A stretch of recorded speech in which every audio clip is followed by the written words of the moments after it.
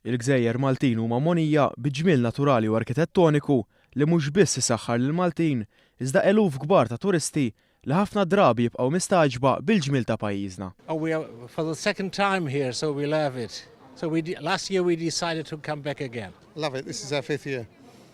We come back every year. It's a lovely island. You're friendly people. What would you say?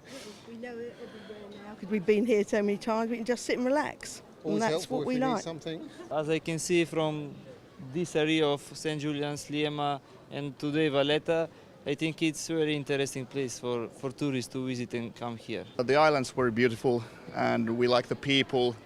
It's peaceful here. We like it. It's great. We went to see La Valletta and yesterday Medina and Rabat. It's wonderful. It's really wonderful. I would never expect such history and what we have seen. Very nice. Il-passat ta' Malta li jmur lura eluf ta' snin, il-fortifikazzjonijiet tas-seklu 17, il-katakombi u x-shelters ta' żmien it-tieni gwerra dinjija kienu fost il-fatturi ewlenin li waslu biex Malta ssib posta mal-ewwel 10 pajjiżi fid-dinja li t-turist għandu jżur is-sena d-dieħla. Malta ntażlet ukoll mill-kontributuri u l-awturi tal-Lonely Planet, gwida tal-ivvjaġġar ferm rispettata madwar id-dinja, għal fatt li qed tesperjenza żmien mill-aqwa bit-tħejjija għal Valletta 2018, is-sena li fiha Valletta se tkun il-Belt Kapitali Ewropea tal-Kultura. Fil-fatt, matul is-sena d-dieħla se jittellaw mal-400 attività.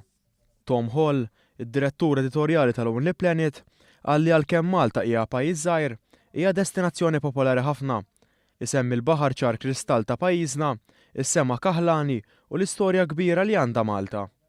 Għalli hekk kif il-Belt Valletta se tkompli toħroġ fil-beraħ l-isbuħija tagħha bħala l-Belt Kapitali Ewropea tal-Kultura, Malta tibqa' waħda mill-aqwa destinazzjonijiet fid-dinja.